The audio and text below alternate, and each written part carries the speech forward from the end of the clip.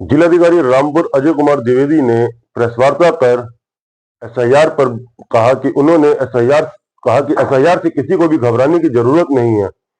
SIR में किसी भी नागरिक का वोट नहीं काटा जाएगा। उन्होंने जिले के सभी नागरिकों से अपील भी की। प्रेस वार्ता के माध्यम से उन्होंने कहा कि जिले के सभी नागरिक, सभी मतदाता एसआईआर को लेकर शासन का और बीएलओ का सहयोग करें। एसआईआर को लेकर उन्होंने प्रेस वार्ता में और क्या क्या कहा, आइए आपको सुनाते हैं। हरमेश भाटिया, शाह 24 न्यूज, रामपुर।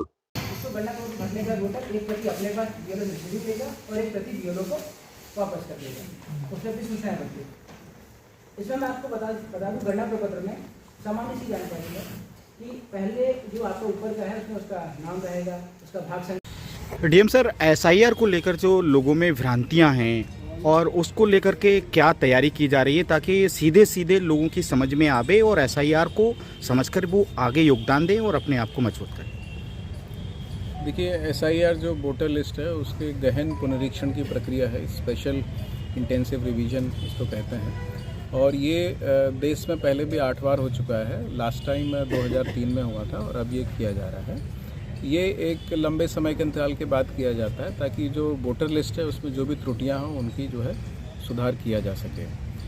इसी क्रम में उत्तर प्रदेश में भी एसआईआर की प्रक्रिया चल रही है। इसमें हमारे पास लगभग 1800 से अधिक बीएलओ हैं जो अपने अपने बूथ के जो वोटर्स हैं उनके साथ काम कर रहे हैं। सभी जो वोटर्स हैं उनको एक इन्यूमरेशन फॉर्म गणना प्रपत्र दिया है। उस गणना प्रपत्र को प्रत्येक जो वोटर है उसको भर के वापस बीएलओ को देना है ताकि उनका डिजिटाइजेशन हो सके।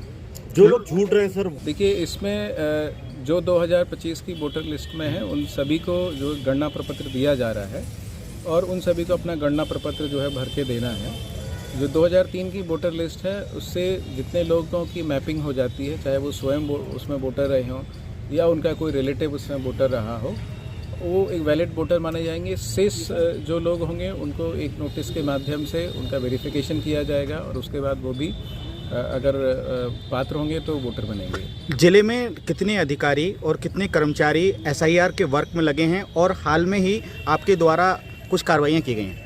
मैं इस विषय पर आने से पहले ये भी स्पष्ट करना चाहूँगा कि जो लोग इस प्रक्रिया से अगर अभी छूट रहे हैं या बाहर हैं तो सामान्य प्रक्रिया में साल में 4 बार कोई भी जो नया एलिजिबल वोटर होता है उसका वोट बनता है, तो वो सामान्य प्रक्रिया के अंतर्गत उस प्रकार से वोट बनता रहेगा। इसमें हमारे जो जैसे मैंने आपको बताया 1800 से अधिक बूथ हैं। प्रत्येक बूथ पे एक बीएलओ की तैनाती की गई है और इसके साथ ही जो हमारे ईआरओज हैं एसडीएम्स के रूप में और उनके साथ असिस्टेंट ईआरओ, बीडीओज, खंड शिक्षा अधिकारी इत्यादि को लगाया गया है। इसमें लेखपाल, ग्राम पंचायत सचिव स्तर के अधिकारियों को सुपरवाइज़र के रूप में तैनात किया गया है। इसके साथ ही जिले के सभी वरिष्ठ अधिकारी इस प्रक्रिया में शामिल हैं। ये एक बड़ा मैसिव एक्सरसाइज है। इसमें पूरा जिला प्रशासन इसमें लगा हुआ है। कार्रवाइयाँ कुछ की गई हैं आपके द्वारा? जी बिल्कुल, कई सारे बीएलओज ऐसे थे जो डिजिटाइजेशन का काम नहीं कर रहे थे, निर्वाचन की प्रक्रिया में रुचि नहीं ले रहे थे। 5 बीएलओज को उसमें सस्पेंड किया है और इसमें मैं आपके माध्यम से ये भी बताना चाहूँगा कि अगर इसमें कोई मैल प्रैक्टिस पाई जाती है, मान लीजिए कोई व्यक्ति मृतक हो चुका है और उसका अगर वोट बीएलओ के माध्यम से बन जाता है, कोई यहाँ से शिफ्ट हो चुका है परमानेंटली या टेम्पररी, उसका अगर वोट बन जाता है, कोई यहाँ का रहने वाला नहीं है उसका बन जाता है, या गलत आयु प्रमाण पत्र या निवास प्रमाण पत्र के आधार पर अगर कोई इस प्रकार से वोट बन जाता है तो उसमें जो सुसंगत धाराएं हैं उसके अंतर्गत उसमें विधिक कार्रवाई भी की जाएगी। बीएलओ के खिलाफ सर कई जगह जो भी या वोटर कोई फॉर्म लेने में भी ये और जो निर्वाचन आयोग की वेबसाइट है उस पर भी सभी सूचनाएं उपलब्ध हैं और जिनका जो 2003 की वोटर लिस्ट से जिनकी मैपिंग नहीं होती है वो अपने जो प्रपत्र हैं उनको उपलब्ध करा के अपना वोटर बन सकते हैं और इसके बाद 1 महीने का पूरा समय मिलेगा दावा और आपत्ति के लिए।